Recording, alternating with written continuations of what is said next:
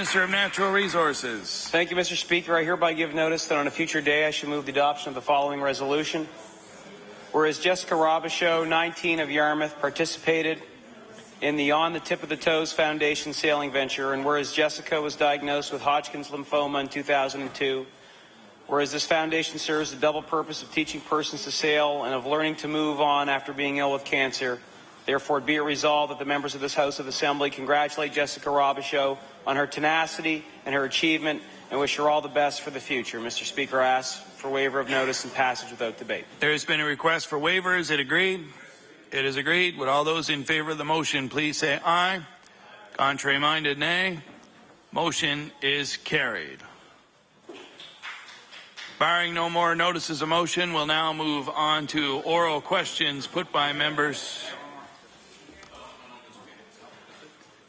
to ministers. The time is now 1:13 and will conclude at 2:43. The Honourable Leader of the Official Opposition. Thank you, Mr. Speaker. My question is to the Premier. Mr. Speaker, as you know, the Wheeler Report called for more research into the issue of shale gas development, something we all agree on. Well, let's take a look at the research, Mr. Speaker. A few short years ago, the province of Saskatchewan faced exactly the same problems that Nova Scotia has today. They had a large debt, they had a declining population, their young people were moving away, mostly to Alberta, which is right next door.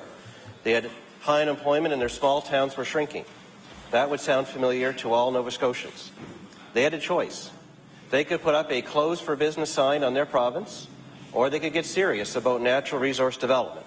As we all know, Mr. Speaker, they chose development. In the last year, we learned yesterday that Nova Scotia lost 8,700 jobs. Saskatchewan, a similar-sized province, actually gained 19,000 jobs at the same time. I'll ask the Premier, if the Premier of Saskatchewan is able to show real leadership and safely develop shale gas and the jobs that go with us, why can't Nova Scotia's Premier? The Honourable Premier. Thank you, Mr. Speaker. I thank the honourable member for his question. We're going to continue. We've been doing, Mr. Speaker, the last year is building support across this province to provide government to Nova Scotians in a sustainable way. What we've laid out before this House, and the Minister has been debating this and talking about this, is doing exactly what the Wheeler report has asked us to do, which is to do further study to ensure that we do more engagement with communities across this province, and that's exactly what we're going to do, Mr. Speaker. And what we're going to do is provide the private sector with the knowledge of whether or not we actually have that resource or not. The Honourable Leader of the Official Opposition. Mr. Speaker, we could argue about whether the government is following the Wheeler report or not. In fact, we've had that debate. But one group the government should be following is the people of Nova Scotia themselves, who are crying out for more jobs in the face of such significant loss of jobs, Mr. Speaker. In the first 4 months, of this year, Mr. Speaker, the population of Saskatchewan actually went up by 5,085 people. In that same period, Nova Scotia said goodbye to 1,196 of our fellow citizens. They went up and we went down, and I will table that, Mr. Speaker. To quote directly from the Premier of Saskatchewan about their experience with shale gas development, I will read. Here are the incidents that we found. Our kids are coming home. They are starting new businesses. We have jobs being created for young people. And we have a broader tax base in which we can afford education and health care. Those are the words of the Premier of Saskatchewan. Now, what Nova Scotian family wouldn't want that, Mr. Speaker? So I'll ask the Premier, if banning a new way of creating new jobs like shale gas development is such a good idea for Nova Scotia, what's Saskatchewan doing wrong? The Honourable Premier. Mr. Speaker, I want to remind the honourable member that we are not, Mr. Speaker, in any way banning anything in this province. What we're doing is doing exactly what the Wheeler report has asked us to do, which is continue to do more science, Mr. Speaker, understand whether or not we actually have that resource, Mr. Speaker, and that good work is ongoing in the Department of Energy. But in the meantime, Mr. Speaker, we made an announcement today, announcements today in and around the investments on research grants to university students across this province, providing them with their first job opportunity here in Nova Scotia. Mr. Speaker, we've received resounding support from the private sector when it came to broadening the apprenticeship opportunities to keep more young people in this province, Mr. Speaker. It's not as simple as the leader of the Conservative Party would like to make it, Mr. Speaker. The reality of it is this province, this government is going to continue to work with the private sector to drive good economic opportunities and at the same time put in place public policy that will ensure that our way forward is a sustainable way, Mr. Speaker. The Honourable Leader of the Official Opposition on his final supplementary. Well, Mr. Speaker, the fact of the matter is the government is banning a new way of creating new jobs. They're banning high-volume hydraulic fracturing. We have yet to see the definition, but that is what they're doing. But it's actually much more than that, Mr. Speaker. They're banning a chance for Nova Scotians to work here at home. They're banning a chance for Nova Scotia families to be united in one province, their home province, working at real jobs with real opportunity. They're banning, Mr. Speaker, future prosperity or a chance at it for this province. That's the issue, Mr. Speaker, and here is the result. In the last year, 2,172 more Nova Scotians gave up and moved away because there's no work. In Saskatchewan, Mr. Speaker, interestingly, 1,222 new people moved in to the province. Some of them, no doubt, Nova Scotians, Mr. Speaker. The government's decided to ban a new way of creating new jobs, even though the Wheeler report said go slow, but go. In Saskatchewan, the research shows they're paying down debt. They are reinvesting in their roads, hospitals, schools. What's not to like about that, Mr. Speaker? That's what we all want for this province. So I'll ask the Premier, how many more young Nova Scotians have to move away before he'll reconsider his ban on future prosperity? The Honourable Premier. Thank you, Mr. Speaker. I want to respond to the one-trick pony. Mr. Speaker, the reality of it is, Mr. Speaker, to suggest, Mr. Speaker, that what's happened in Saskatchewan has been based on the issue of hydraulic fracturing, Mr. Speaker, is oversimplification. If you look at, Mr. Speaker, the immigration opportunity that the province of Saskatchewan gets that this province doesn't receive from the federal government, Mr. Speaker, makes it substantive. And Mr. Speaker, while we agree resource development is an important aspect of how this province is going to move forward, so is investing in the next generation of young Nova Scotians to ensure they have the skills they require. So is ensuring that we invest in research opportunities to keep young people in this province and drive economic and job opportunities, Mr. Speaker, right here at home. It's exactly why, Mr. Speaker, we're ensuring that apprentices get their first job opportunity here in Nova Scotia, Mr. Speaker.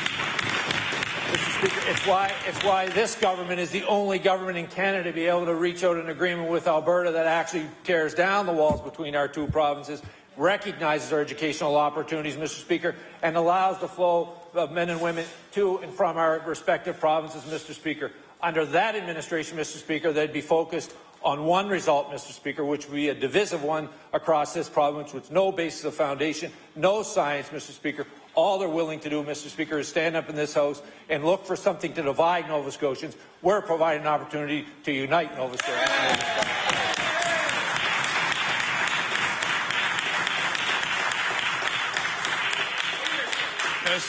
Just before we proceed to the next question, I'm going to respectfully ask the Honourable Premier to retract the reference to the Honourable Leader of the Official Opposition as one-trick pony. Okay, Mr. Speaker, the single-minded member across the hallway, Mr. Speaker, I do want to recognize the Leader of the Conservative Party, Mr. Speaker. The Honourable Leader of the New Democratic Party. Thank you very much, Mr. Speaker. Mr. Speaker, my question through you is to the Premier. Mr. Speaker, last November when the Liberal government signed the final contract for the Nova Star ferry between Yarmouth and Portland, the Minister of Economic Development boasted to the media that he had made significant changes to the draft contract in order to better protect public funds. Now, Mr. Speaker, one such amendment the minister took credit for and clarified was how and when the Nova Star will provide its $3 million contribution. And, Mr. Speaker, I will table that. But, Mr. Speaker, we learned yesterday that almost a full year after the Liberal government signed the final contract, the stipulated $3 million from the operator has not materialized. So my question to the Premier is this. Could he explain why his government has provided an extra $5 million to the ferry services when terms and conditions his minister included in the final contract have not been met? The Honourable Premier. Mr. Speaker, we are providing additional funding to that service, Mr. Speaker, because of the callous and reckless way the previous government went about providing that service, Mr. Speaker. They devastated small businesses across southwestern Nova Scotia, and Mr. Speaker, it is going to take more than 4 months to restore the good nature and good service that we've become accustomed to across that area. The Honourable Leader of the New Democratic Party. Well, thank you, Mr. Speaker, and that's pretty much the answer I expected, Mr. Speaker. Mr. Speaker, for the people in Yarmouth, and indeed the entire province, we all would like to see this ferry succeed, and Nova Scotians rightly want to know where this ship is headed.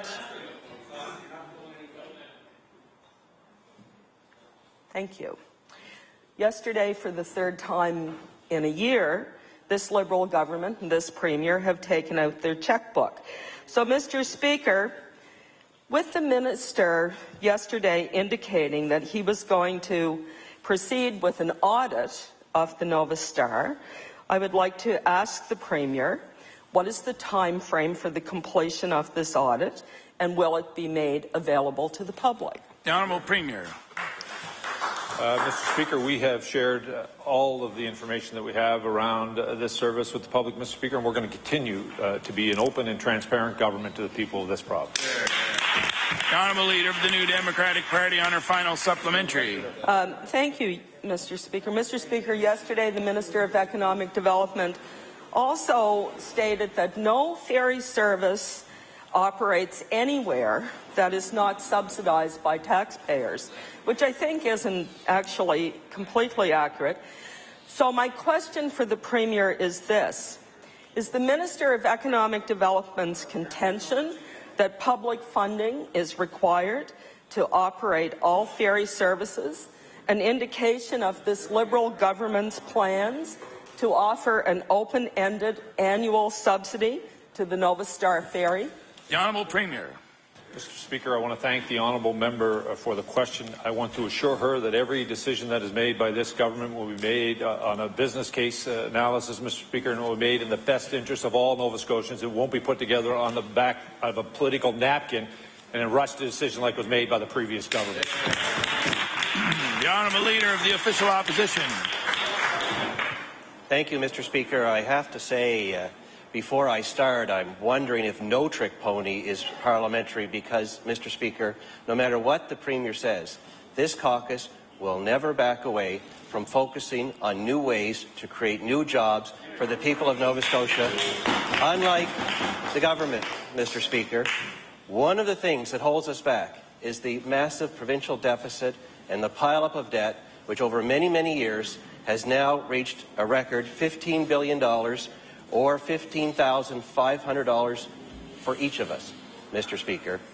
In light of that record, the government has done nothing but take an extremely go-slow approach to balancing the provincial finances. So I'd like to ask the Premier, in light of the 8,700 jobs lost in the past year, will his government reconsider their go-slow approach and present a balanced budget for Nova Scotians in the upcoming year? The Honourable Premier. I thank Mr. Speaker, the honourable member for the question. We're going to continue to do what we've done for the last year is work with Nova Scotians to ensure that we move this province in the right direction in a sustainable way with a long-term vision to ensure that we provide a public education system to the people of this province, that we provide quality health care, Mr. Speaker, and the most vulnerable citizens of this province will be looked after. And at the same time, Mr. Speaker, we will move this province back to a balanced budget. The Honourable Leader of the Official Opposition. Thank you, Mr. Speaker. Unfortunately, under this government, Mr. Speaker, for too many Nova Scotians, the right direction has become west to look for where the jobs are instead of here at home. The Premier has banned a new way of creating new jobs in the province, but he does have, under his control, the ability to get our finances in line, because the deficit that they are running stands in the way of Nova Scotians and a chance at meaningful tax relief or growing the economy here at home, Mr. Speaker. In fact, the total debt already consumes almost $1 billion that in interest costs that someday we'd like to use for something else, like meaningful tax relief or better hospitals or schools, Mr. Speaker, but all they do is add more to the debt.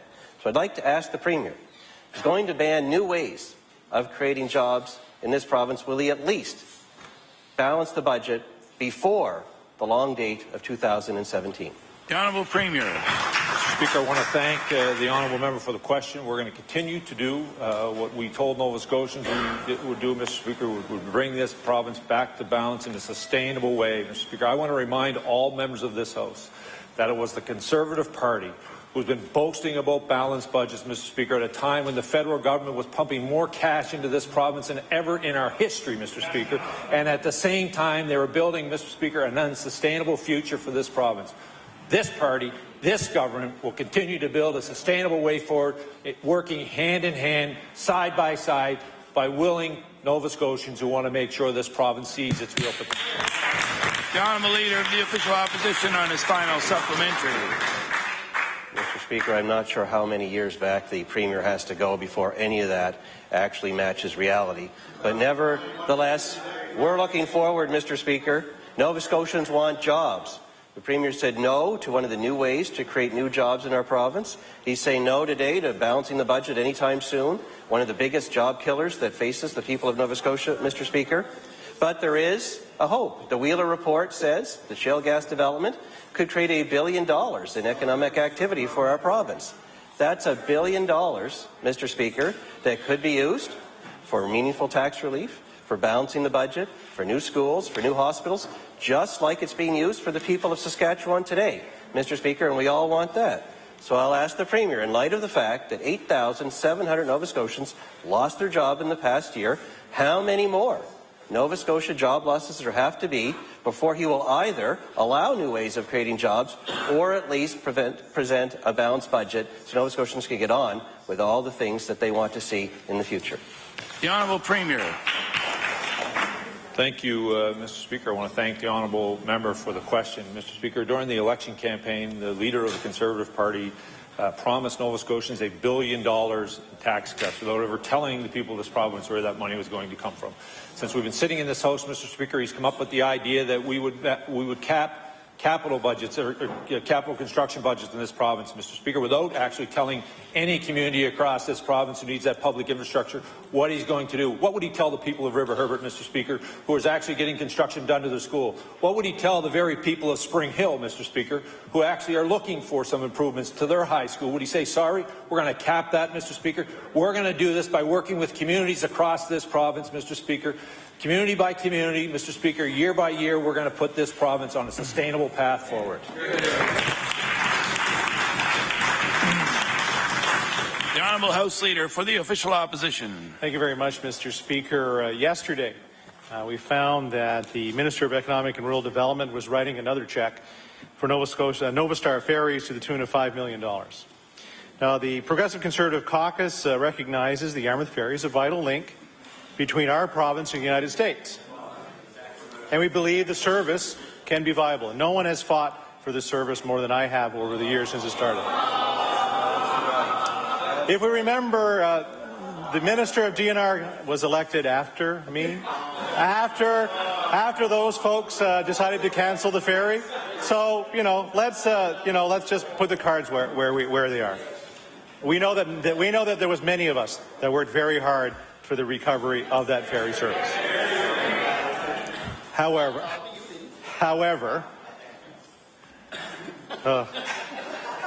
listen, we are concerned about the lack of transparency right now around the millions of taxpayers have poured into this vessel's operations and how that money is going to be spent. So, you know that the minister knows that there's an FOI asking for where those monies have been dispensed. There's a $15,000 fee to that to get that information. So all I'm asking is, can the minister provide us with an accounting of where the first $21 million has gone to Nova Star Ferries? The Honourable Minister of Economic Development. Speaker, I want to thank the member for the question, and I guess what I could add is I believe that it's very clear on October 8th and prior to that of last year that thousands of Nova Scotians fought against a decision by the previous government to cut the Yarmouth Ferry. Mr. Speaker, we have done our best to be transparent in this regard. At any time that there has been amendments to the agreement or any additional funds that had to be put in, I have shared that with the media. I've shared that with Nova Scotians. Yesterday was an opportunity to, again, give them an update on what year one had been with 59,000 passengers using the Nova Star, but clearly the business did not achieve the economic targets that was hoped for, which is why we were required to invest additional funds, and as well to discuss some of the challenges that we face going forward. Mr. Speaker, I have not seen the Freedom of Information request that is referred to, but I would certainly suggest that if it's specific information they are asking for, they may wish to amend their request to reflect the specific nature of the info they are asking for. The Honourable House Leader for the Official Opposition. Well, to even simplify it a little bit more, you know, I know the Premier has stood on many occasions now saying we want to be an open government. Provide us with the question and we'll provide you with information. And the question is, where did the $21 million go? What's the accounting for it? Just so we have a better feeling that we are going in the correct direction. Yesterday, we learned that there's still no plan for winter work, which is, I guess, contrary to some of the things that we've been hearing in the media. And when asked, the Minister could not say what it would cost to tie up the boat for the winter. The province may even have to cover that cost of winterizing the vessel, and I'll table that document. Additionally, KPMG advisor with ferry experience will be auditing Nova Star's costs, looking for savings, preparing recommendations on a plan for future years. And ST Marine, the company that owns the ferry, will be coming to Nova Scotia to meet with the Minister the minute the government says a contribution by ST Marine to ferry costs will be a part of those discussions. So why didn't the Minister put these safeguards in place and commitments in place for taxpayers before he rushed to sign on that dotted line? The Honourable Minister of Economic and Rural Development. You know, Mr. Speaker, I believe CBC quoted me this morning on the fact that suggesting that we could have changed the operator, could have changed the business plan, or could have changed the owner of the vessel, what vessel was going to be, as I said yesterday, would be like sitting on a plane and on takeoff when you hit about 20,000 feet saying, I think I want to go on a cruise instead. A little too late to change direction at that point. Mr. Speaker, this process was well on its way. Even to get the boat in the water to start the season, we had to extend the start date due to some of the complications that were encountered. We tried to adjust the agreement itself. For example, Mr. Speaker, we made an amendment that the management salaries, that they would only be able to draw half of those salaries if the ferry was not turning a profit. That is some of the financial safeguards that were put in there. But when he talks about the winter service, for example, unfortunately, the agreement that had been put in place by the previous government assumed there would be winter work for the ferry and there would be no cost. Unfortunately, there was no plan B. Yesterday was an opportunity to tell Nova Scotians that that is a challenge that we may have to face, and we want to certainly hear from Nova Scotians as to how we should meet that challenge. The Honourable House Leader for the Official Opposition on his final supplementary. Well, and the added confusion, too, is when Nova Star Ferries announced that they would not be running past this last weekend, the long weekend, that there was an opportunity. There was a possible opportunity for winter work. So it seems like that's not coming through, and let's hope that it does. The Minister wrote a $21 million forgivable loan check while the company that runs the ferry invested no startup money. That was the other thing we learned yesterday. And yesterday the Minister wrote another $5 million check with no assurances from the ship to find winter work and no commitments from ST Marine for financial support. In both instances, it's the Minister's signature that's on the deal. In fact, he even bragged about it when he stood in this place and told us last year sometime, within mere weeks of being in government, our government was able to sign an agreement that would see the Yarmouth Ferry restored, and I will table that document too. Mr. Speaker, he's accountable, and he is in fact, quote, in the ferry business. How many taxpayers' dollars is the Minister prepared to spend, and will he release the information on how it's being dispersed, including the terms under which these loans will be forgiven at the expense of the Nova Scotia taxpayer? The Honourable Minister of Economic Development and Tourism. Mr. Speaker, I would suggest to the member, rather than doing a FOIPOP request, he should just simply go online to our accountability website, where he will see the agreement. In fact, if I'm not mistaken, the new funding agreement that was signed is either posted, but it was certainly shared with the media yesterday, so no need to FOIPOP that either. That's already been made available. Mr. Speaker, we have shared that with Nova Scotians. This has been a challenging file, but at the end of the day, I would encourage the member for Argyll-Barrington to go speak to Mayor Mood and Yarmouth, and maybe put that same question to her of how much more money should we invest in this service, knowing the impact it has had on Yarmouth, knowing the impact it has had on southwest Nova Scotia, Mr. Speaker, an area of this province which had been devastated by the previous administration. Mr. Speaker, we are bringing back hope and economic opportunity to southwest Nova Scotia, to Yarmouth, and to the entire province of Nova Scotia. The honourable member for Sackville-Cobequid. Thank you, Mr. Speaker. My question today is for the Minister of Health. Frontline healthcare workers are part of the first line of defence when there's a health risk to the entire province. We know some healthcare workers, Mr. Speaker, have received a one-hour educational video on how to use the new protective clothing that the province has ordered. But that equipment hasn't arrived yet, Mr. Speaker. So I'd like to ask the Minister of Health, if additional equipment for nurses, healthcare workers hasn't arrived yet, what are nurses, frontline healthcare workers, and the screeners at the airport using today to protect themselves, Mr. Speaker, from this threat? The Honourable Minister of Health. Thank you very much, Mr. Speaker. As the member opposite knows, our province is in an extremely low-risk category. I think that needs to be stated first and foremost. We know at the airport they have now moved to a stage 2, a higher investigative process of anybody that has had connections at this point with West Africa, and so those things are moving quickly, and that is coming under Health Canada direction. The honourable member for Sackville-Cobequid. Thank you, Mr. Speaker, and I'm sure everybody would be aware how those healthcare workers are concerned, and there's a level of anxiety knowing that they don't have that equipment yet that has been ordered. The Center for Disease and Control, or the CDC in the U.S., are world-renowned experts when it comes to diseases like Ebola, Mr. Speaker.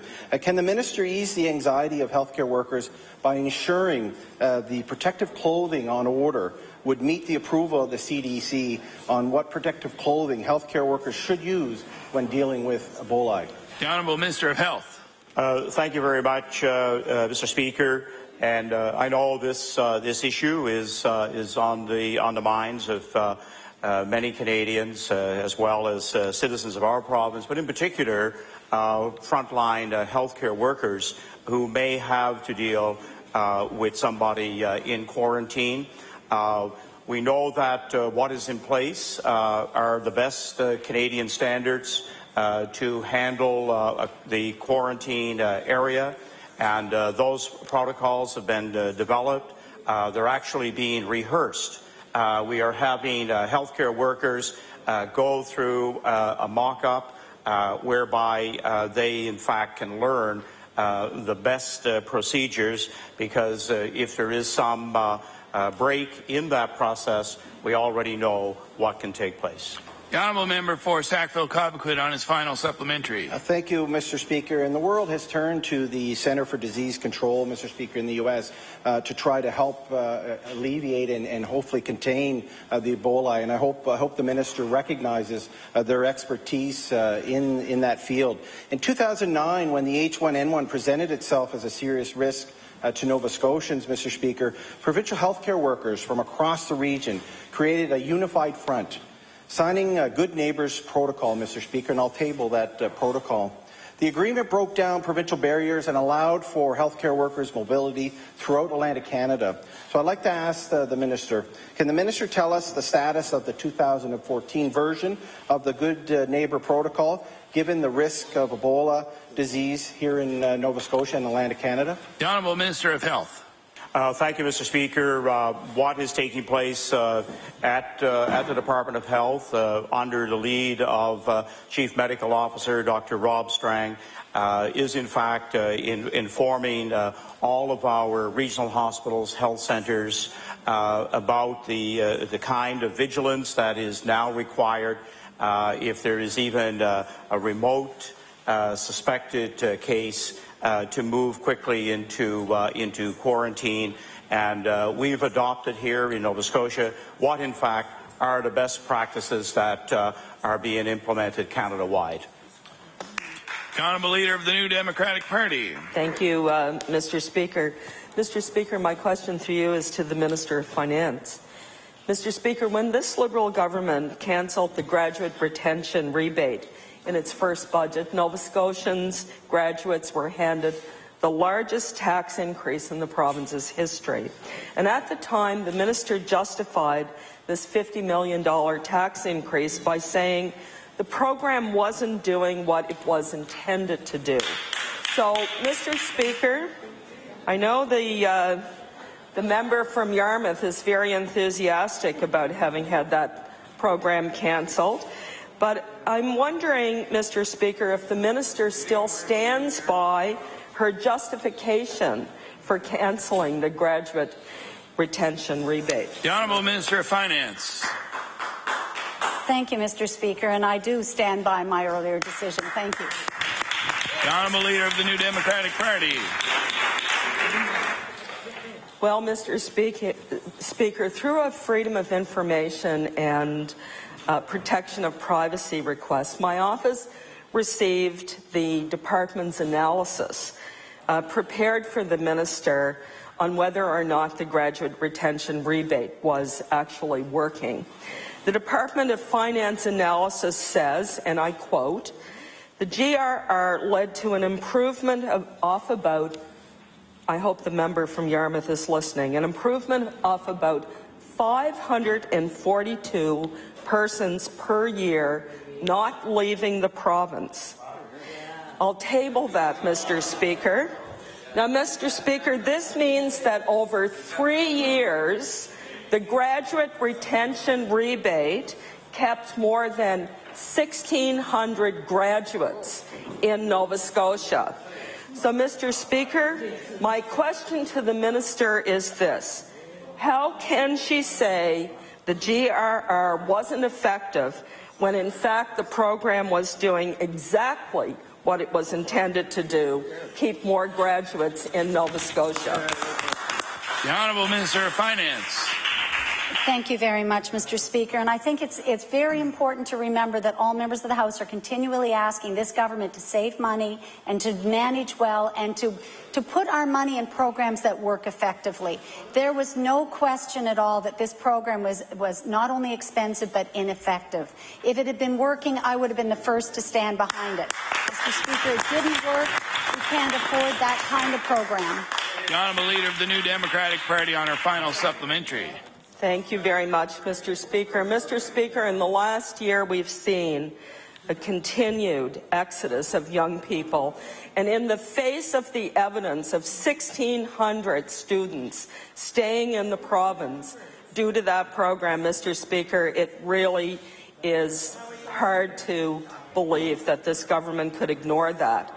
Mr. Speaker, the minister's own briefing note states that figures would suggest that there was a decline in retention rebates during the period of 2011 and 12 were likely the result of incomplete tax data, Mr. Speaker.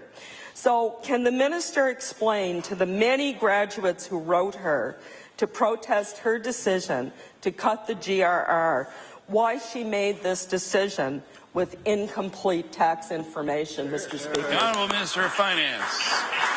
Thank you, Mr. Speaker. And Mr. Speaker, when we make a decision like that, we also look jurisdictionally at other provinces and other places that have tried this. The evidence was clear across the country that it wasn't working and that it was an expensive program that didn't hit its aim. What we have said very clearly was that young people have told us, and I know they've told all the members of this House, they need a job. They're leaving because they don't have the job opportunities. And we are announcing the Graduate to Opportunities job. Mr. Speaker, I think we all agree it is not the government's job to create jobs. We create the environment for jobs. That's exactly right. Mr. Speaker, we are deeply in debt. We're running a deficit this year of $278 million, and we can't afford to put money into programs that won't buy any improvement to our province. So, Mr. Speaker, we are going to be looking at programs like Graduate to Opportunities, which open the door to young people. We are opening the door in the private sector, and we're also doing our best in our own world. Thank you. The honourable member for Pictou West. Thank you very much, Mr. Speaker, and my questions through you are to the Minister of Environment. The most recent round of source emissions testing conducted at Northern Pulp revealed that the company was in violation of its operating approval limits of particulate matter, a confirmed Group 1 carcinogen on each of the tests of the recovery boiler and the power boiler. The information was obviously alarming to the residents of Pictou County, and beyond. My question, with new evidence that the company continues to exceed the regulated limits of carcinogenic material, does the minister stand by his decision to allow these violations to continue, and are the residents of Pictou County well served by the Department of Environment's failure to enforce its own regulations? The Honourable Minister of the Environment. Thank you, Mr. Speaker, and thank you for the member for the question. Clearly an issue of concern for a lot of people, not just in her constituency, Mr. Speaker, but across the entire area of Pictou County. Mr. Speaker, with respect to standing by my decision, the decision of this government, and how we regulate environment, you bet. 100% stand behind those decisions, Mr. Speaker. And just with respect to those test results that came out in August that we published earlier this month, from August, Mr. Speaker, I just want to indicate that work was done during September between the point when those tests were taken and the point when we received the test results and posted them online. Again, you don't have to Foia pop that information, Mr. Speaker. We're quite open and transparent, even on those issues and concerns that may be uncomfortable for a government to have to deal with, Mr. Speaker, despite how long-standing the issues are. We made that information available to the public. We don't hide behind the information, but there was work done in September during a maintenance shutdown. We expect to see improvements in the next round of test results happening this month. The Honourable Member for Pictou West. Thank you very much, Mr. Speaker, and I thank the Minister for his answers. I do realize that there is work that was done during the shutdown to install moto scrubbers that we hope the tests in October, November will prove that they have made an improvement, but I'm the one that's getting up at 2 in the morning with my son who can't breathe. And as I mentioned, the power boiler at Northern Pulp also failed each of its 3 stack tests in August. And in November 2013, a press release was put out by the minister, and, quote, he said, "We recognize that there is more work to be done to improve the air quality in this area. The latest directive will help our staff monitor progress at Northern Pulp very closely to ensure this progress continues, and I will document that. I'll table that document. My question, in light of the new stack test results, would the minister admit that the November 6th directive has really done nothing to ensure Northern Pulp has made progress on its air quality impacts?" The Honourable Minister of the Environment.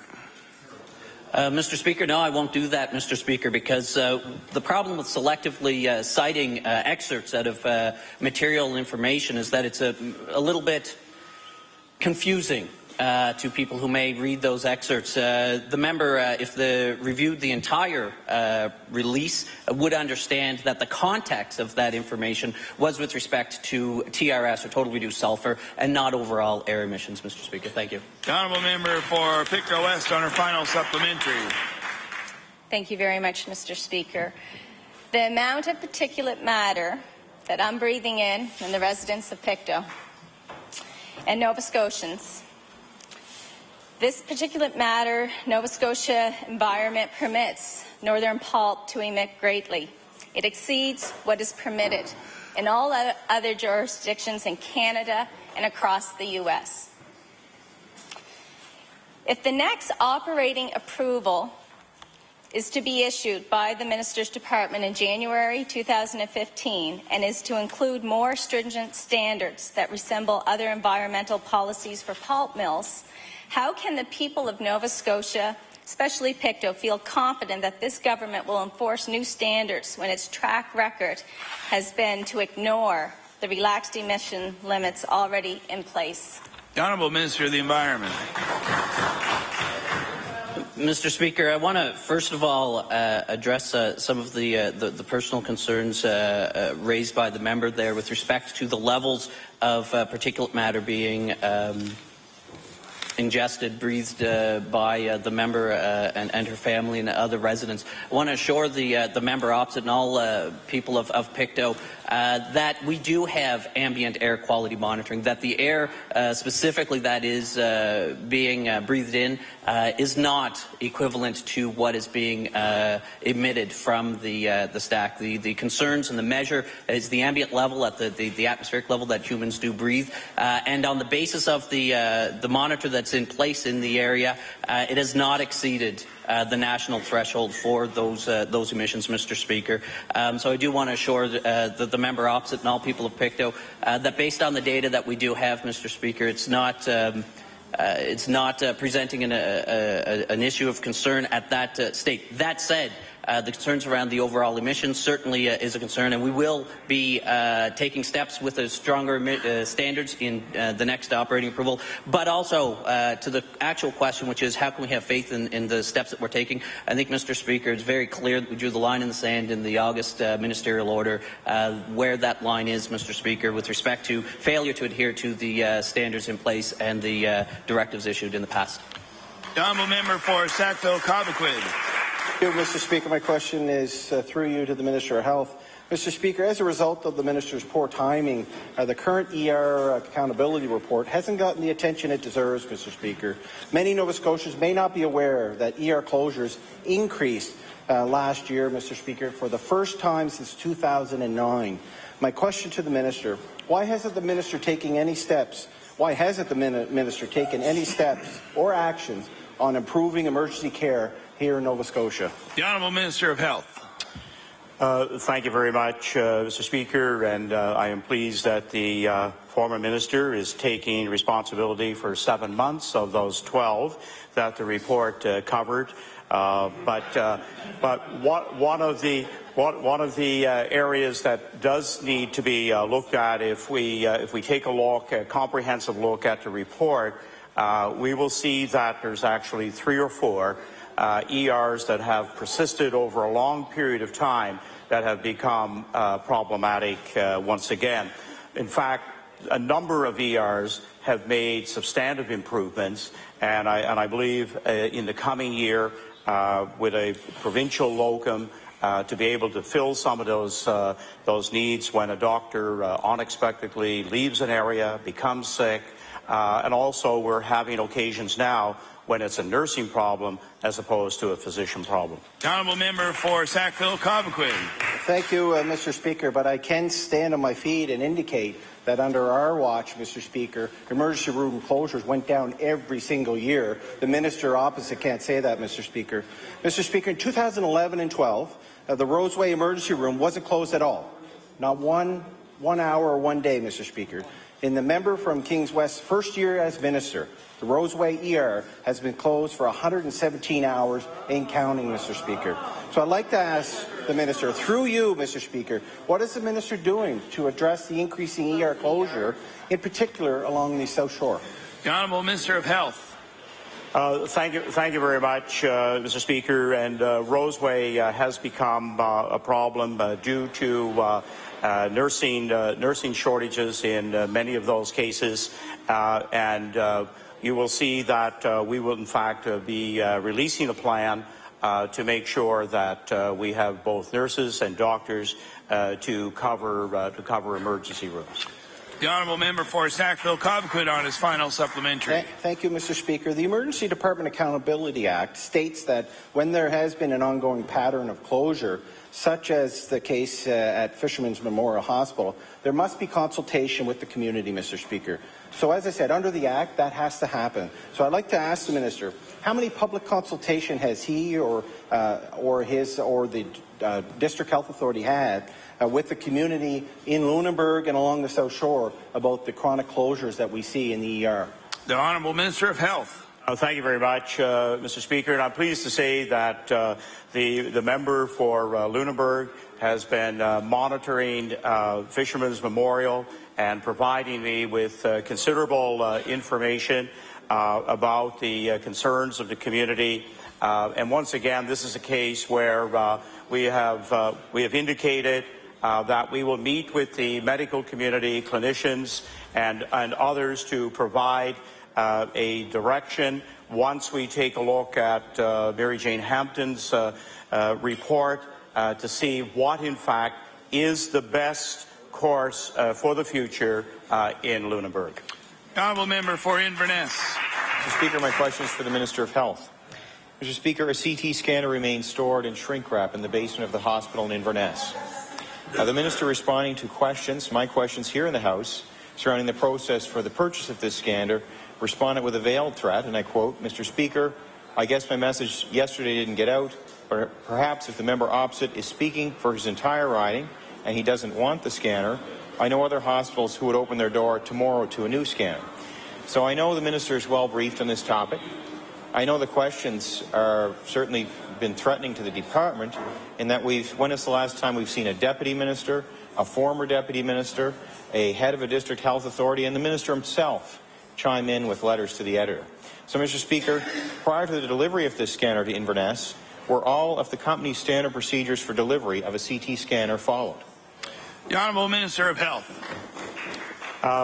Thank you, Mr. Speaker. And the Cape Breton District Health Authority went through the process for procurement of Inverness CT scanner. The Honourable Member for Inverness. Well, Mr. Speaker, I'm afraid that they didn't follow the correct process. And I will, for the member from Richmond. And I'd like to refer the Minister to page 32 of the manual that corresponds to the CT scanner make and model that was delivered to the basement of the Inverness Hospital. And it is in Section 2. I will table it for the House. It says customer system siting requirements. To ensure timely delivery and installation, GE Healthcare recommends the customer complete all necessary work and schedule a site-ready visit prior to the delivery date. So my question to the Minister, if GE policy states that deliveries are not to be made until the room is ready, why did government purchase a scanner only to have it sitting now in the basement of the hospital? The Honourable Minister of Health. Thank you very much, Mr. Speaker. And sometimes through the procurement process, especially where we're able to use a prior purchase to get the best deal possible, this is a clear case of where the scanner was ready for delivery prior to the final adjustments that need to be made in order to house the scanner. The Honourable Member for Inverness on his final supplementary. Well, Mr. Speaker, it's very strange because there was a big rush on to get the scanner, and now the hospital is not ready to put it into use. And I know, Mr. Speaker, that the Minister feels it should consider itself grateful to have this scanner. The scanner was actually rushed in a solo cargo on an 18-wheel tractor-trailer direct from Ontario. In a big rush, Mr. Speaker, and I think it was meant to get there before the opening of the legislature. I know that another note, and I'm going to table this, from the product manual for this very scanner states, caution, service notice, an improperly prepared site, one that is a state of construction, can result in deleted installation date and or damage to the system. These are sensitive devices, Mr. Speaker. So it is clear that the protocols were not followed for this scanner. And my question, why not? The Honourable Minister of Health. Thank you very much, Mr. Speaker, and I appreciate the member's concern for the proper installation, the proper housing of the CT scanner. Sometimes contract work can simply get behind, and this is a clear case where the CT scanner will be installed. Staff will be well serviced in terms of professional development. All those pieces, in fact, will fall into place, and perhaps perhaps in time, the member will in fact receive those letters of appreciation from our government that they're pleased to have a CT scanner. The Honourable House Leader for the New Democratic Party. Thank you, Mr. Speaker. Through you, Mr. Speaker, my question is also to the Minister of Health.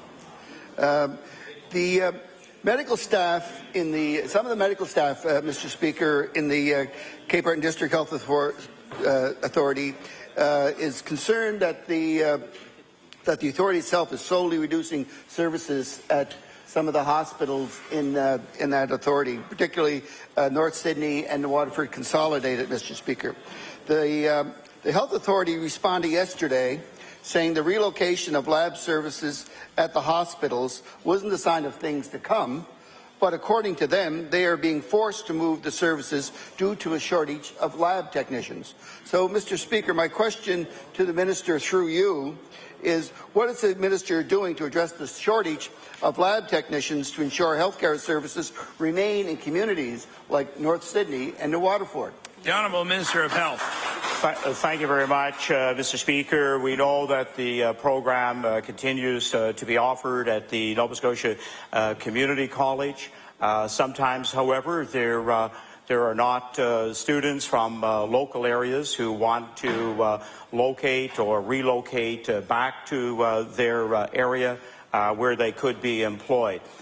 We know that there is a great deal of change going on in terms of lab service, but we know that citizens of Northside will continue to be able to go to the Northside Hospital for blood sampling.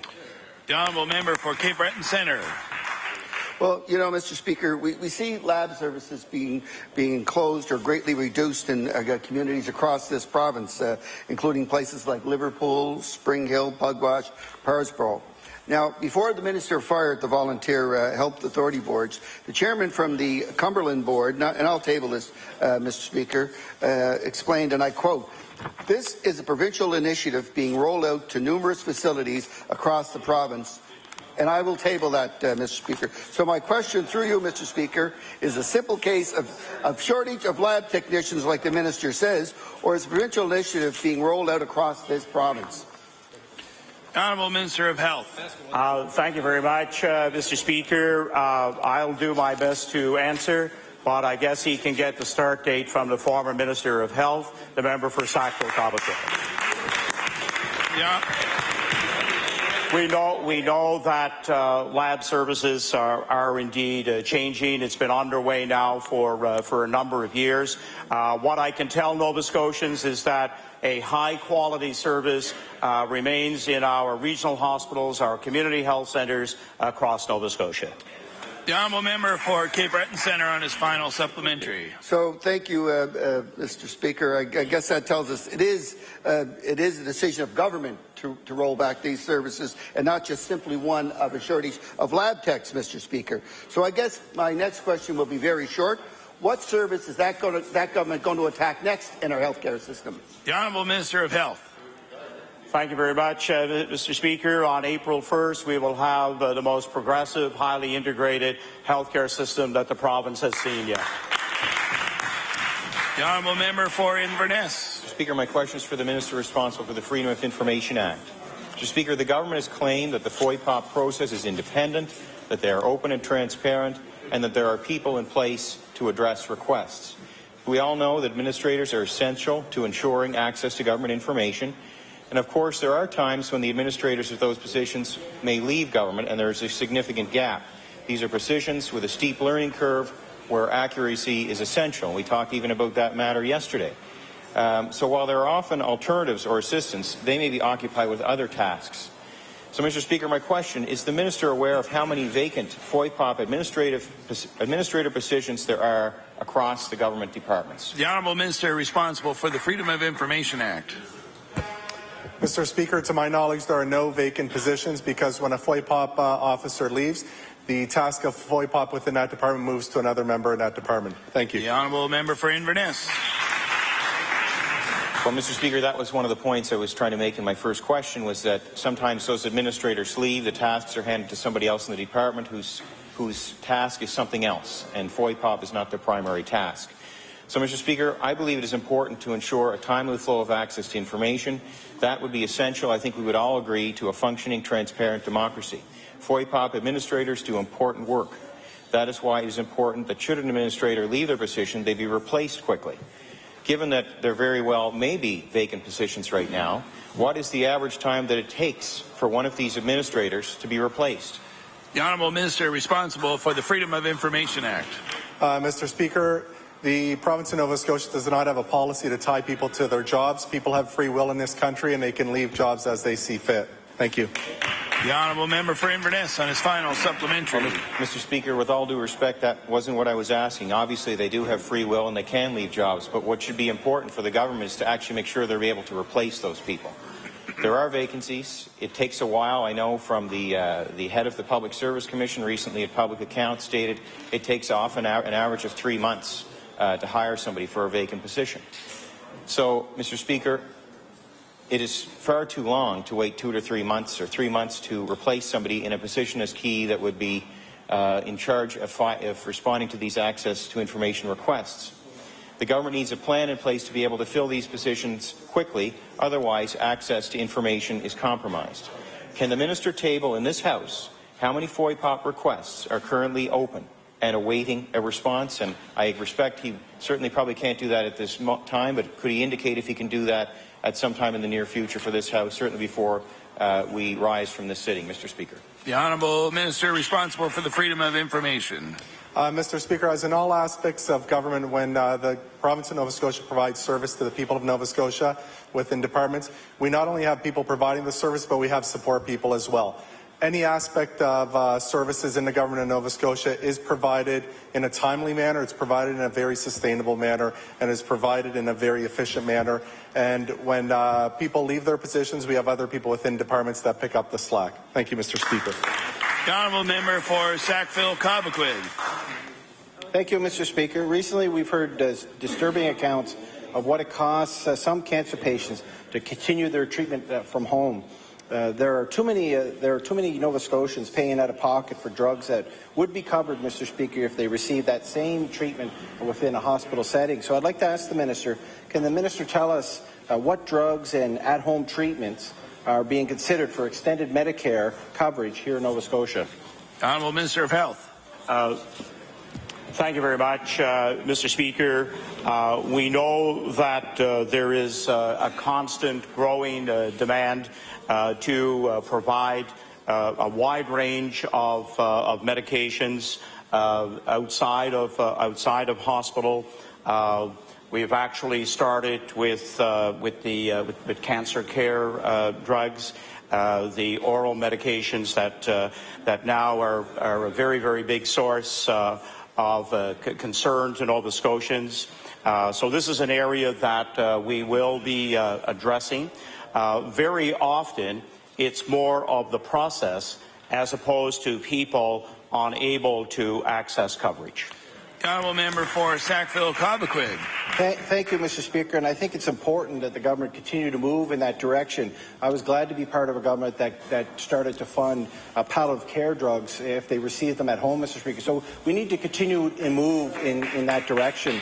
Together, the federal, provincial, and territorial governments saved millions of prescription drugs in 2012, Mr. Speaker. Bulk purchasing of generic drugs is one way our administration was working to reduce healthcare costs for cancer patients receiving at-home treatment. So, Mr. Speaker, I'd like to ask the Minister of Health, as the Minister was unable to attend the October 1st meeting of the All-Canadian Health Ministers, what follow-up conversations has he had with his counterparts since October 1st about the Atlantic drug purchasing strategy? Honourable Minister of Health. Thank you very much, Mr. Speaker. In fact, next week, I'm hoping, the last week of October, I'm hoping to attend an Atlantic conference in PEI. In fact, it's a summit with the whole purpose to take a look at what will be the next area, the next, I guess, group of pharmaceuticals that we can purchase in bulk. And in fact, there's a lot of work already done in preparation for that meeting. And we are hoping to have something positive to present to Atlantic Canadians within a few weeks. The honourable member for Sackville-Cobequid on his final supplementary. Thank you, Mr. Speaker. I'm a bit disappointed that the minister hasn't indicated he has talked to some of his counterpart, because those minister meetings are important, and all provinces and territories work together to try to come up with solutions. So I hope that the minister recognizes the importance to keep in touch with the ministers from across the country. Patients receiving life-saving drug treatment shouldn't fall through the cracks because they're unable to, or because they're able to go home, Mr. Speaker, for their treatment. So I'd like to ask the minister exactly when, if he can answer it, Mr. Speaker, exactly when can cancer patients who are paying for out-of-pocket at-home treatments expect to see changes that will support them with their care at home? The Honourable Minister of Health. Thank you very much, Mr. Speaker. And I do want to inform the former Minister of Health that I've been able to have some follow-up discussions, primarily with the Minister of Ontario, Dr. Eric Hoskins, as he puts forth a proposal to the federal government to at least start to look at orphan drugs with a national program.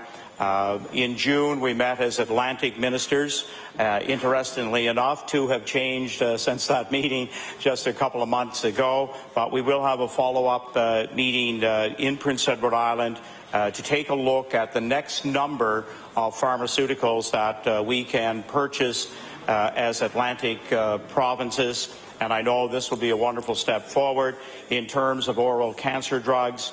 We are now in the process of getting a very in-depth look at what kind of cost is involved, what way can the logistics be improved, because it's very important to state, and the former minister knows this, is that no Nova Scotian is denied oral cancer treatment. No Nova Scotian is denied. What we have to now help Nova Scotians with is quick access to those oral cancer drugs. The honourable member for Inverness. Mr. Speaker, my question is for the Minister responsible for freedom of information. Mr. Speaker, the Premier has said, and I quote, "If the member opposite or their party has issues with getting information through freedom of information, bring the issue to the floor and we'll see what we can do." Well, let the record stand, Mr. Speaker, that I have just asked for the Minister to table the number of FOIA requests that are currently open and awaiting a response. But also, yesterday, we asked that the Liberal government explain the discrepancy between a freedom of information request made on behalf of our caucus and a fairly similar request made on behalf of the Chronicle Herald. The Minister of Internal Services said if the member opposite would like me to look into that, I can do that. Well, Mr. Speaker, we would like to take the government up on their offer. And since the Chronicle Herald has self-identified as an applicant, will the Minister commit to tabling the breakdown for both fee estimates before the House rises at the end of this legislative session? The Honourable Minister responsible for the Freedom of Information Act. Mr. Speaker, if the members opposite are having trouble with the Freedom of Information request, I'd advise them to actually call the department and ask them what they can do to put forward a better application. It seems like their application was a little vague, and if they nail it down, they might get the response they're looking for. The Honourable Member for Inverness. Well, Mr. Speaker, I don't know what we're supposed to do, because the Premier tells us one thing and now the Minister tells us to call the department.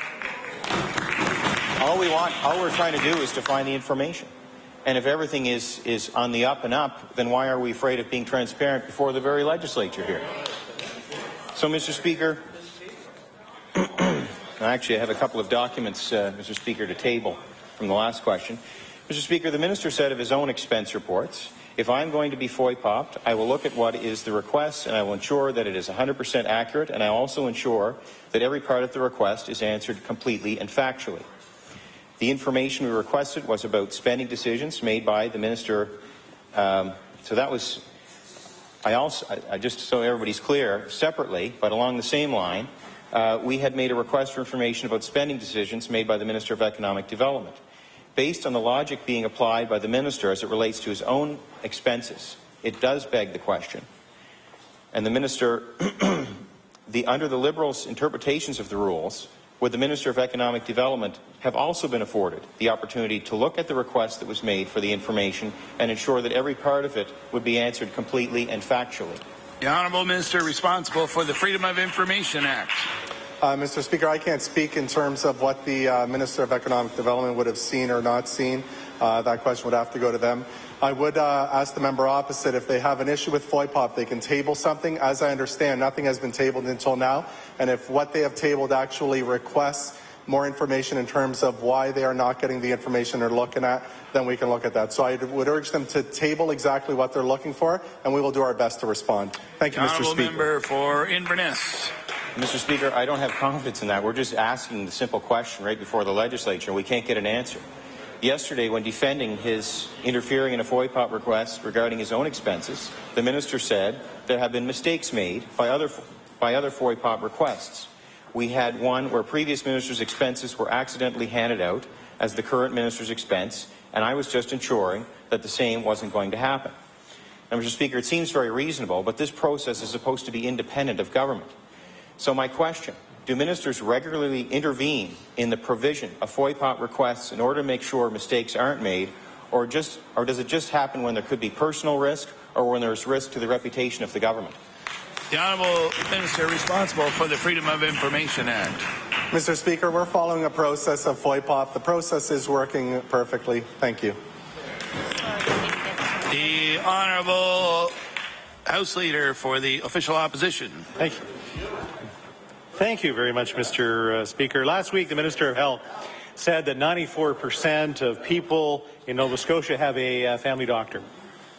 While that's excellent news for the families that do have a physician, the Minister overlooked the 6% that do not. 6% may seem like a small number when we talk about it here in the House of Assembly, but that represents 56,436 Nova Scotians who do not have a family doctor. They are people the government made their campaign promise to. I'm going to bet if we asked for a show of hands in the legislature, I bet you a good 6% or more of us would not have access to a family physician. Now that he knows the numbers, does the minister stick by his promise to provide a family doctor for all Nova Scotians in the first year? The Honourable Minister of Health.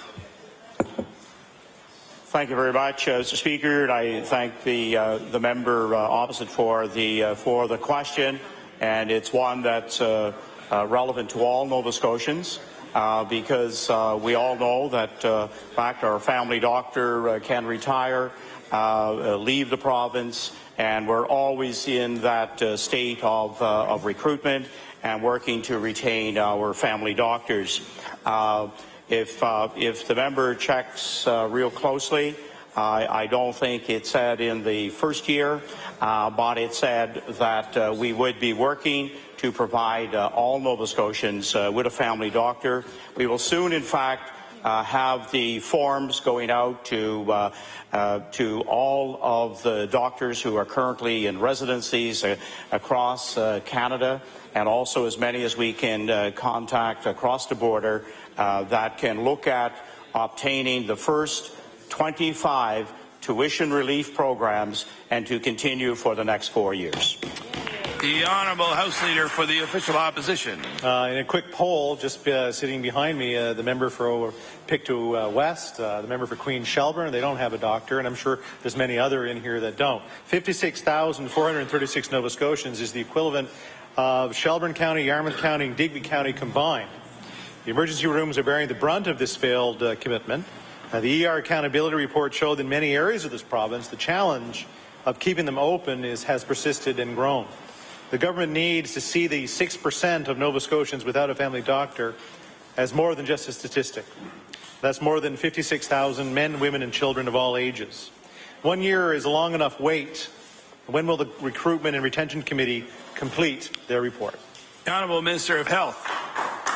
Thank you very much, Mr. Speaker. The first phase of the report, which was one of our campaign commitments, was to work on providing 25, I guess, tuition relief programs for new doctors to the province, and that in fact can be a doctor who has been actually practicing in another province, jurisdiction up to 7 years.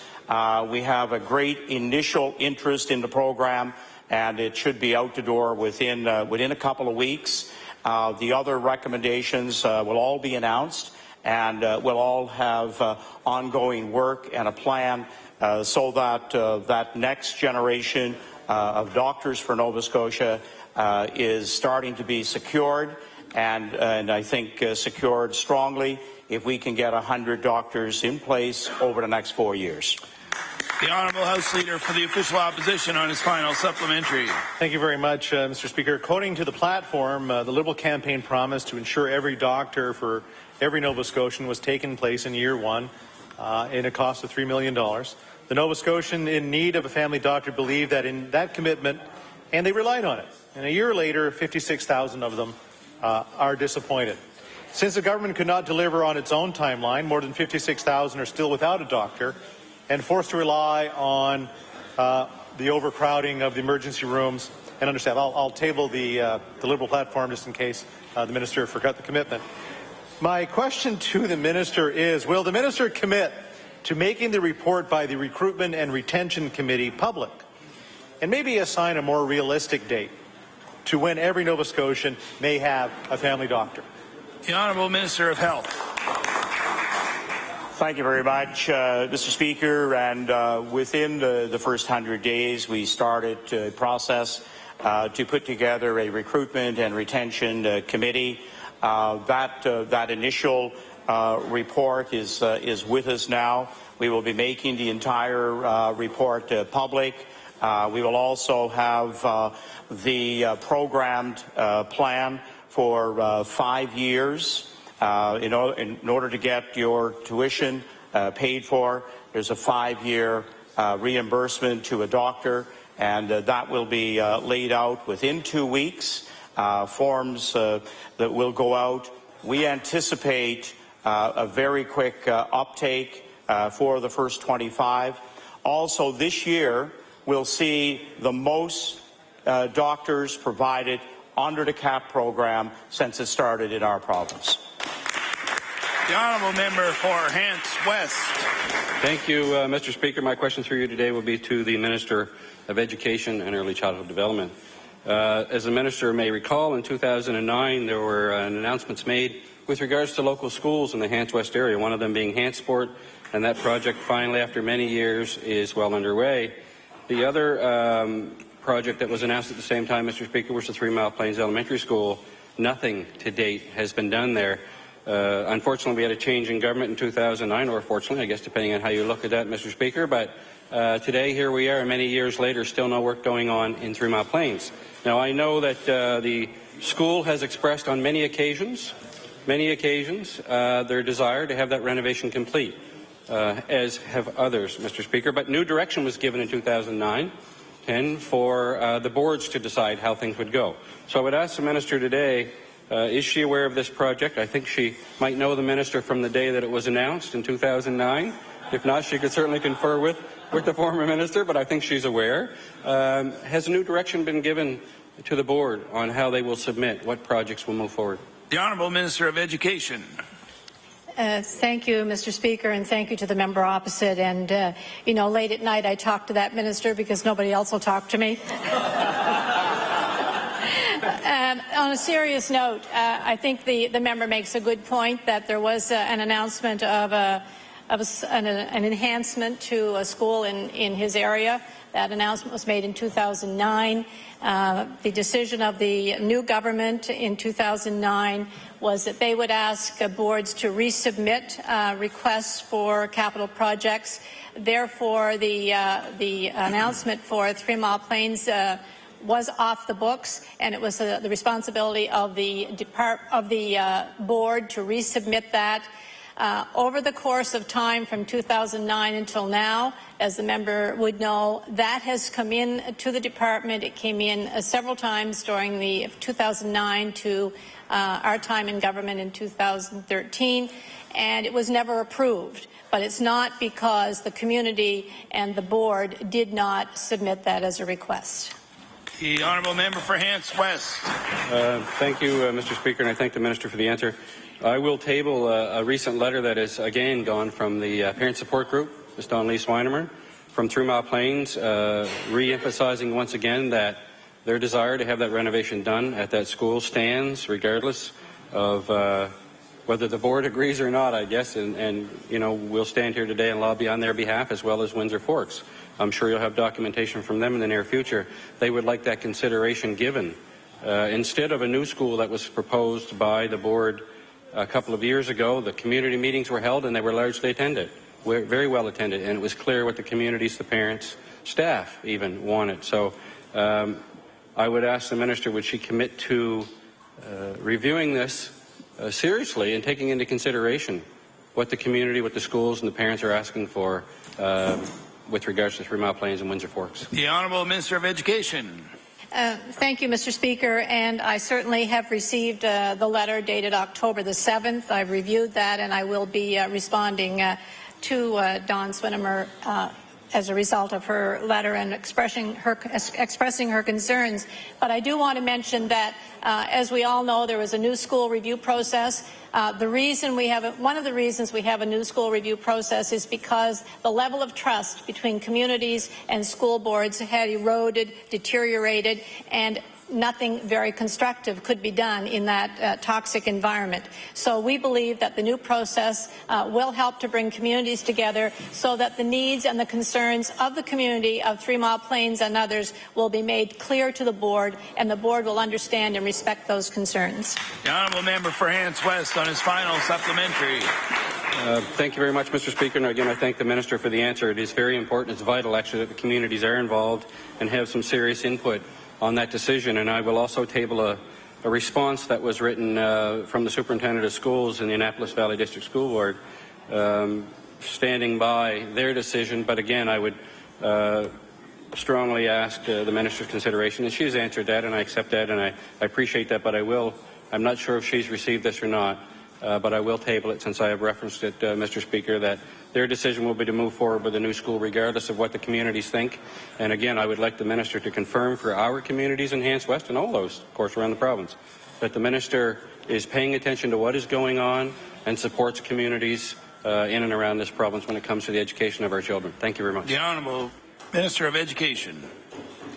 Thank you, Mr. Speaker, and I will get a copy of what is just being tabled now and make a commitment to the member that I will discuss with the board chair the priorities that are being submitted by that particular school board and all school boards to ensure that they reflect the needs, the concerns, and the requests of the community.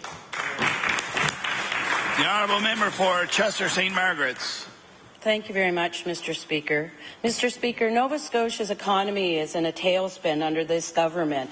Hundreds of jobs hang in the balance for workers and communities across the province have to deal with job losses every single day.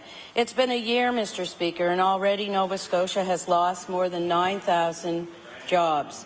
My question through you, Mr. Speaker, to the Minister of ERDT is, can he explain to the House of Assembly and all Nova Scotians what his plan is to stop the exodus of jobs in Nova Scotia? The Honourable Minister of Economic and Rural Development and Tourism. Mr. Speaker, one of the first things that we had to do as soon as we got into government was take the checkbook away from Cabinet and choosing which companies to invest in and which companies not to invest in, which was a clear...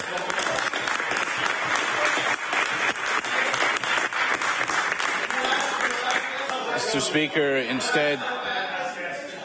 Speaker, instead we now have NSBI, an arm's-length agency well respected in this province, which is continuing to make investments on behalf of the people of Nova Scotia. As well, Mr. Speaker, we will very shortly be announcing the creation and the new board of Invest Nova Scotia, which again will be an arm's-length agency which will be making investments on behalf of the people of Nova Scotia. Mr. Speaker, we have been given a clear mandate is to work with the private sector in Nova Scotia to help create the winning conditions for the private sector to grow and put Nova Scotians to work. The honourable member for Chester St. Margaret's.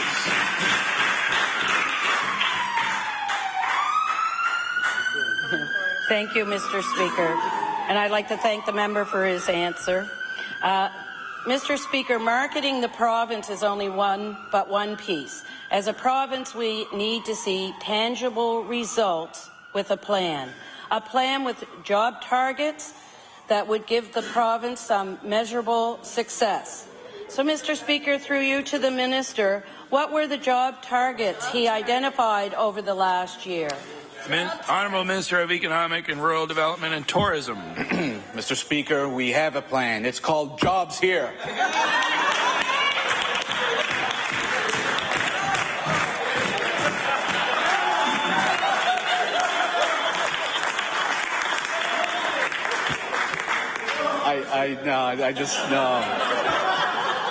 I tried in high school and it was bad. It was really bad. You know, Mr. Speaker, I've been waiting a year to use that line, so you'll forgive me, but, you know, Mr. Speaker, we've gotten away from the slogans, we've gotten away from the lawn signs, we've gotten away from the paraphernalia with slogans on it to try to convince Nova Scotians of all these lofty dreams. Instead, Mr. Speaker, we've worked directly with business and we've asked them, what can we do as a province to help you grow? And that's why they came back to us and they said, give us an ability to hire new graduates who do not have experience that costs us a lot of money.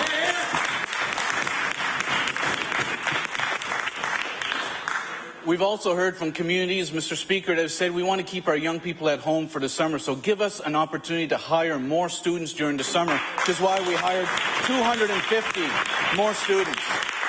We heard from businesses say, let us get access to more students through the cooperative program so that they can bring their university experience into our business. We can allow them to get valuable job experience while at the same time bringing them back home. We've invested in more positions in that program. Mr. Speaker, that is part of our plan. The honourable member for Chester St. Margaret's on her final supplementary.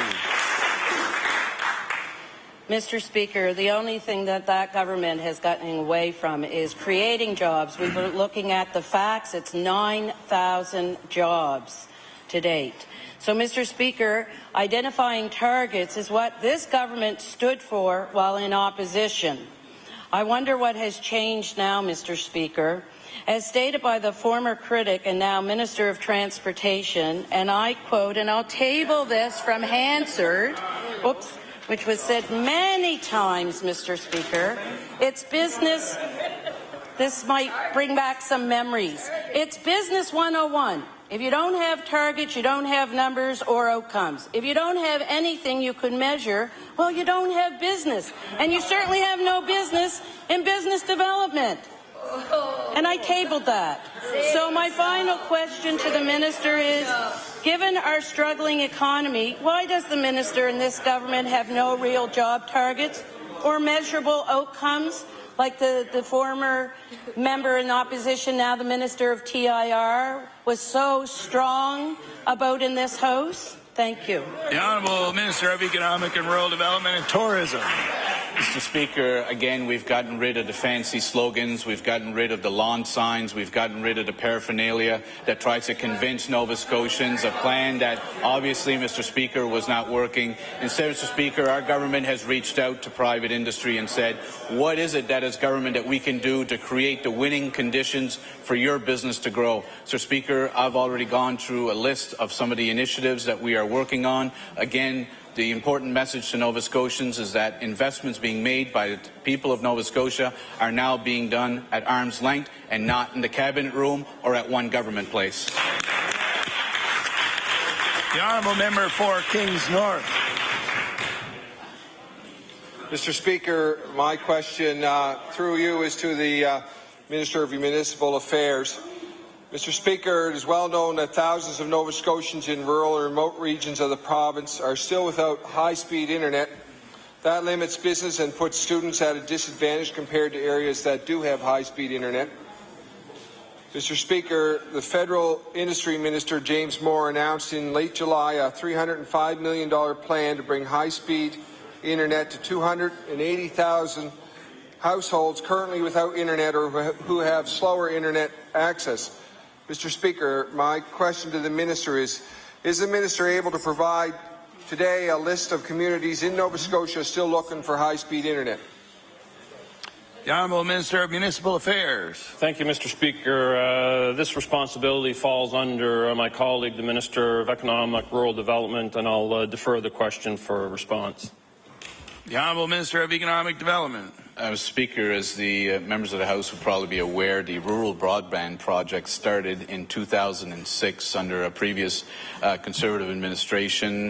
Was certainly followed up by the last government and continues to provide challenges as it did from day one and is still providing challenges today. Mr. Speaker, there are still communities, more importantly individuals, in certain parts of the province, especially in southwest Nova and around the valley, that due to the remoteness of their communities do not have access to that service. But I should point out that we are still awaiting to find out the exact details of how the federal money is going to flow to the provinces, and we certainly look forward to the ability of seeing that service expanded in Nova Scotia.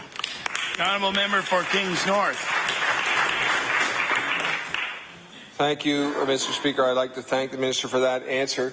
Mr. Speaker, the federal government's plan is to enhance internet speeds of 5 megabytes per second to 98% of Canadian households between now and 2017. High-speed internet opens new learning opportunities for students and allows entrepreneurs to grow businesses and create jobs that we need.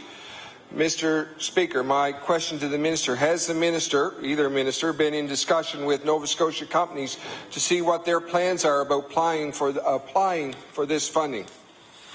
The Honourable Minister of Economic and Rural Development and Tourism. Mr. Speaker, we certainly recognize that when the broadband project was announced in 2006, its goal of having every Nova Scotian household having access to high-speed internet certainly was a lofty goal, and it was one that we certainly respect that at the time I believe the government felt it could be accomplished. Unfortunately, here we are in 2014 and we still have Nova Scotia households that either do not have access to any internet or certainly the speed that they are getting is insufficient to certainly fall under definition of high speed. We are looking forward to more details from the federal government as to how this money will be made available to our provinces. We are always in close contact with the service providers that we have here in Nova Scotia. Once there are more details from the federal government, I have no doubt that we will be working closely with providers in this province and anyone else who has an interest in making sure that we take advantage of having that 5 megabytes per second available to households throughout Nova Scotia. The Honourable Member for Kings North on his final supplementary. Thank you, Mr. Speaker. Mr. Speaker, the federal government has been in consultation with your government as based on a July 22nd news release that says the maps of the Connecting Canadians website were developed to obtain feedback from Canadians and provincial and territorial governments across the country to identify those communities most in need of investment for greater access to high-speed internet. Companies interested in participating in Connecting Canadians are being invited to submit applications this fall. My question to the Minister, is the Minister able to provide a list of Nova Scotia companies who have submitted applications for this funding that will eventually lead to additional high-speed internet connections in rural and remote Nova Scotia? The Honourable Minister of Economic and Rural Development and Tourism. So, Mr. Speaker, if I understand correctly, the member is saying that the federal government has invited companies to submit proposals to the federal government for this program, and the member is asking me for the list of which companies have submitted proposals to the federal government. I would strongly suggest, Mr. Speaker, that that question may be best submitted to the federal government for a response. The Honourable Member for Northside Westmount. Thank you, Mr. Speaker. Mr. Speaker, my question is to the Minister of Health. Mr. Speaker, yesterday I asked the Minister how he was going to address the growing problems at the Northside General Hospital. The issues at the Northside are many, and the Minister offered to come to North Sydney, but offered little in the way of solutions. For instance, Dr. Amanda Woodhouse told reporters that new blood testing machines being installed at the Northside General will increase costs and reduce the number of tests that can be done locally. So my question to the Minister, was the Minister aware of this? And why would he encourage the Health Authority to install equipment that will have a reversed impacts than what was expected? The Honourable Minister of Health. Thank you very much, Mr. Speaker. And what I want to say to the member that represents the Northside General Hospital, the Northside Memorial Hospital, is that those decisions are made with the health district in terms of the services provided, new equipment purchased, and once I do go to Northside to meet with the Chief of Staff, I will get a first-hand review of what is taking place, what are the needs and the concerns for the future, and if there are further decisions that need to be supported to make sure of the viability of a good range of services for Northside, that certainly will be put in place. The honourable member for Northside Westmount. Mr. Speaker, in addition to the costly new machinery, the Northside struggles with staffing levels and lab services. We were told today that lab services will continue on the Northside, but the concern is in what time frame, especially in emergency purposes. Dr. Woodhouse explained that because the new equipment is limited, some samples will have to be shipped by taxi to the regional hospital in Sydney. Nova Scotians, including taxi drivers, cannot be comfortable with this as the only option for important health information. So my question to the minister is, does the minister feel this is appropriate for such important health tests, and how does he plan to address this problem? The Honourable Minister of Health. Thank you very much, Mr. Speaker. To the member opposite, we know that testing of blood is undergoing a change right across the province. What we need to ensure all the citizens of that area is that they will be able to go to Northside for blood collection, testing, and results coming back. Is there a change with point of care testing? Absolutely. This is a process now that's been underway for several years in our province, and it's probably more the change that is, I think, of greatest concern. The honourable member for Northside Westmount. Thank you, Mr. Speaker. Mr. Speaker, Order, I'd like to thank please. Sorry. The time allotted for oral questions by members to ministers has expired. We'll now move on to opposition business. The House Leader for the official opposition. Thank you very much, Mr. Speaker. I call private members' public bills for second reading. We'll now have private members' bills for second reading. Can you call Bill 34? And just as an aside, I kind of was so caught up in question period that I forgot to do up the assignments here. But the assignments will be for the first bill will be 15 minutes, and then I'll make the thing for the second bill. So Bill 34, please. We'll now call Bill number 34, Living Within Our Means Act, for second reading. The Honourable Leader of the official opposition. Thank you, Mr. Speaker. It's a great pleasure to rise to kick off debate on this bill on limiting government debt. Mr. Speaker, as Leader of the opposition in particular, it's